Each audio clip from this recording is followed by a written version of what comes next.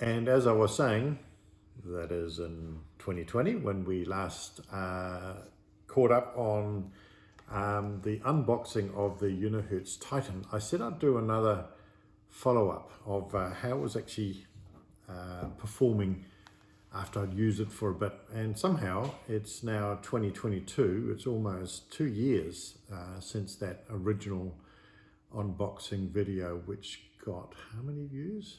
We'll check. It's like more than 4,000. So not exactly viral, but not exactly the 3 views that my daughter assured me that we would get.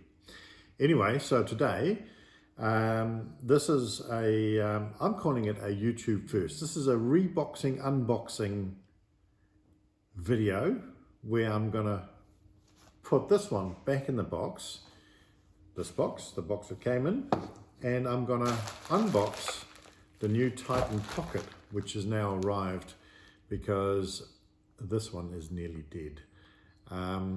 So spoiler alert, there's good and bad on the Unihertz Titan, but it has been my phone for 2 years. So I'll give a few reflections as I put it back in the box and start with the new Titan.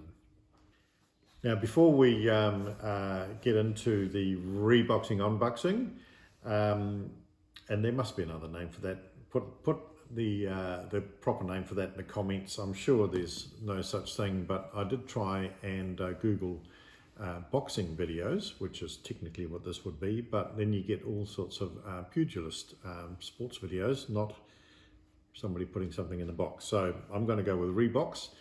But before that, I just want to acknowledge that this is the phone that nobody really wanted, if I can put it nicely. We were all waiting on the new Blackberry phone from Onward Mobility to come out, and it was just so disappointing when finally, after announcing that they weren't really dead, contrary to popular opinion and rumour, that actually they were dead, and we just didn't see a phone come out.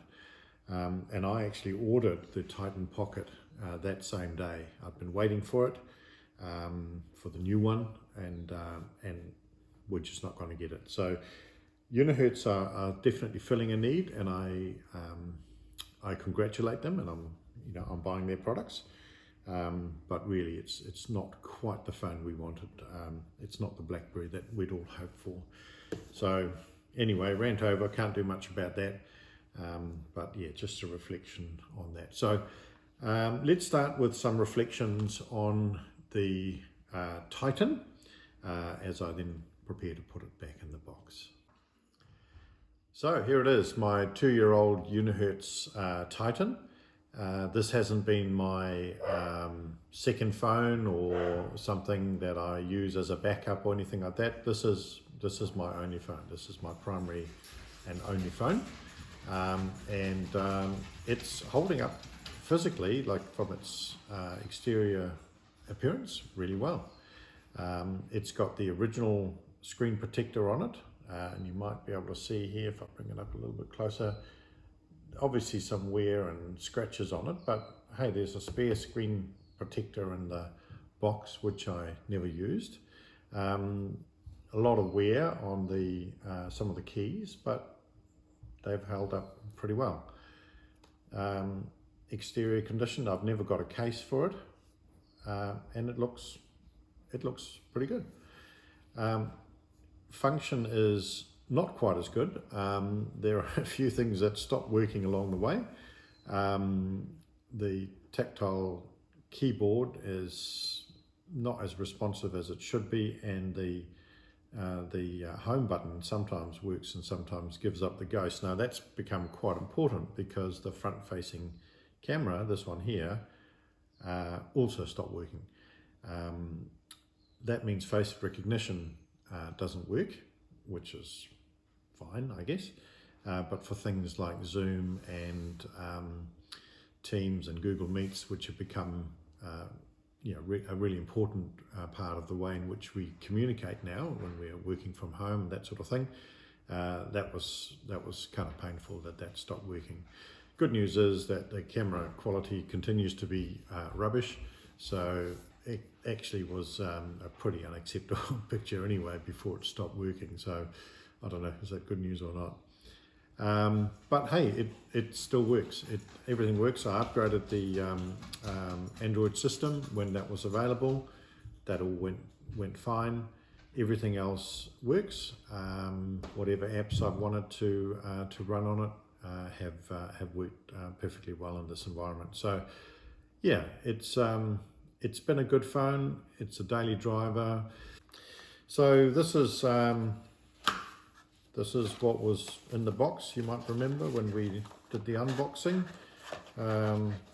Here's the other screen protector still in its packaging. And specifically, let me get the little SIM card tool thing, and we'll power down and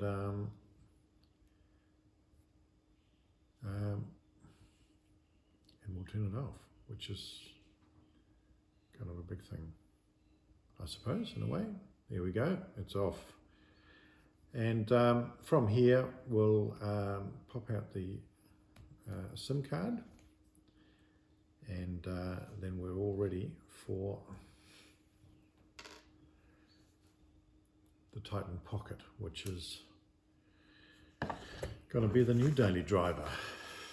All right, so there it is. Unihertz Titan Pocket. I won't this time do the big sort of reading out of specs and things. Big shout out to Adam on Tech Odyssey. He does a far better job than I could, and this phone's been out a while now, so there's lots of people doing the more techie kind of reviews, and I'll leave them to do that. They do it better than I do. Again, just reviewing it as a user. And yeah, let's see what's inside the box. So we've got the same little package. Not sure what that, yep, there we go. So again, a spare screen protector and a user guide and another SIM card tool. And hoping the screen protector is already on it, the first one, like it was last time. Let's see. Well, it's definitely a lot smaller. There's no doubt about that. Still pretty hefty. Let's see what else is in the box. We've got another charging cable, which I think is the same USB-C.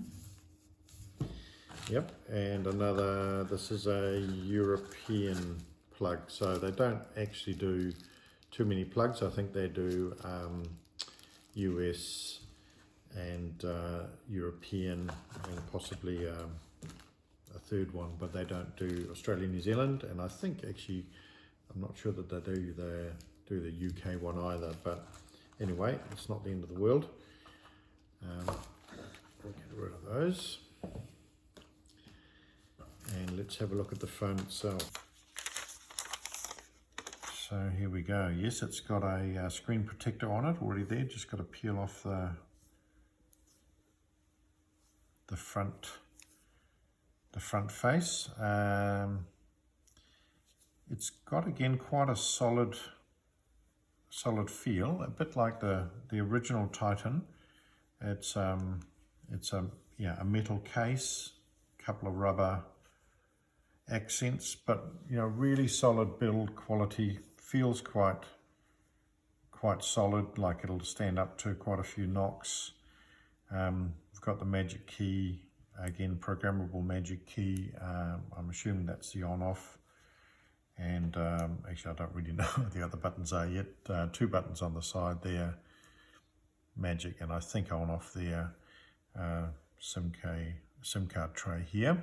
So we'll get the SIM card in, and we'll power it up.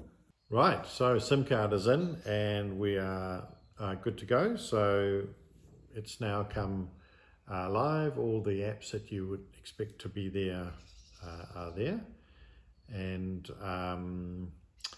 I noticed my contacts haven't come across from Google, so I might have to, I might grab the, this is now an unboxing, reboxing, unboxing, reboxing, what? That must be a notification. Pretty hard. I might have to just transfer my contacts directly from one to the other. But that was quite a disturbingly cheap noise on the notification. I'll get you, can you give me a ring and let's just hear what the ringtone looks like, sounds like, and that it actually is on the network.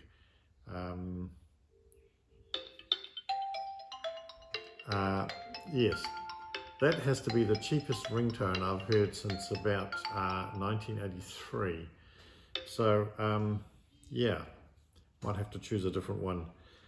I just pulled out the, I guess it's quite interesting to just compare sizes of the two. They are quite different, similar sort of fatness, but yeah, the screen and the keyboard are quite different in their dimensions. So I'll just have to get used to that that smaller size QWERTY keyboard. Keyboard not tactile at this point, so I'll have to turn that feature on, and yes, I'll get on with setting it up.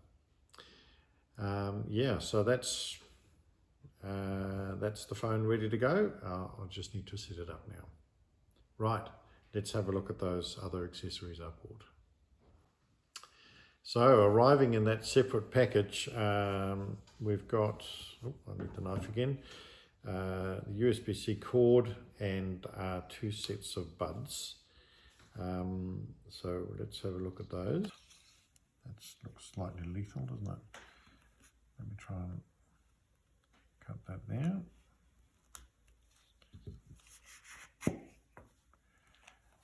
Right, so this is a an extra USB-C. Not quite sure what makes it a smart. Oh, it's got some sort of display thingy. Anyway, we'll have a look at that. And right, 2 sets of buds. From memory, these were about $40, so reasonably cost effective, depending on how good they are. So we've got, another cables galore now, and it's a very short one. Back in the box, and then we've got the little case with the buds themselves. So yeah, look all right.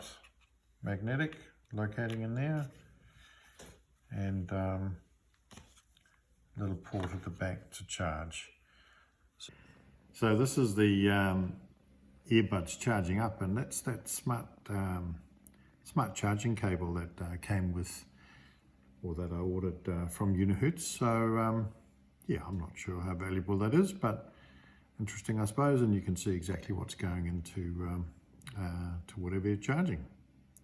So we've got the buds here, and just a little instruction type manual, user guide comes with it, with the various controls and so on. So pretty standard, nothing fancy, but $40. So far so good. Right, well that's about it. I might do some final little reflections after I finish setting up the phone, importing the contacts and adding a few apps, and that'll be the end of our video today. So that's it. I guess ready to roll with this new phone.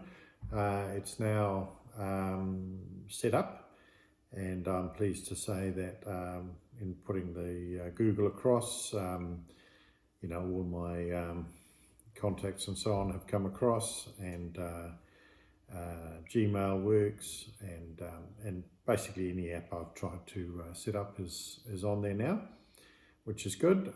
Changed the ringtone for a slightly more acceptable one. The screen is quite a lot smaller, So that's something to get used to.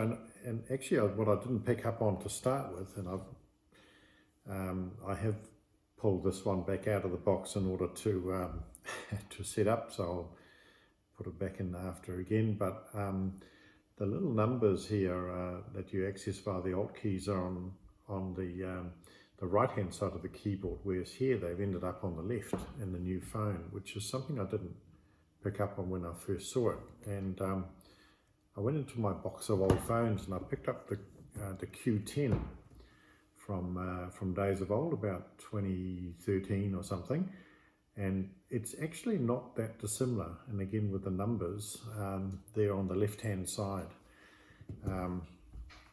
So it's a little bit reminiscent of an earlier Blackberry, the Q10, similar size I suppose, but yes, way smaller than the Titan that I have been using the last little bit. Also conscious of the lighter weight. There is a downside of that, of course. I'll have to get used to the shorter battery life. Probably on reflecting on the use of the Titan through the last couple of years, the battery life is worth mentioning. It's extraordinary. It was a genuine 4-day charge for 4 days for a charge that with normal sort of usage when I first got it, and 2 years later there's still a good 2.5 days between needing to charge the phone. So it really is an extraordinary battery. This new one clearly just can't be the same because the battery just isn't that size. So that's something I'll miss. Whether I'll get used to the smaller screen and the smaller keyboard, well, I guess time will tell. So goodbye to the Titan. A good phone. I'm not sorry I bought it, and it's been a good tool. But hello Titan Pocket. Let's see what that new phone brings, and hopefully a camera that doesn't die and a keyboard that'll perform. So I won't promise too rashly to do another review too quickly, but I was able to buy a Kickstarter, the current Kickstarter for the new Titan Not So Slim, which I'm happy to say I secured my order for that. So I guess sometime later this year, September, October, we'll see that turn up in the mail. So perhaps that'll be another time for the rebox-unbox, which might have taken off by then. What do you think? Yes, the jury's out on that. Okay, so yeah, that's it for now. And Titan Pocket, here we go.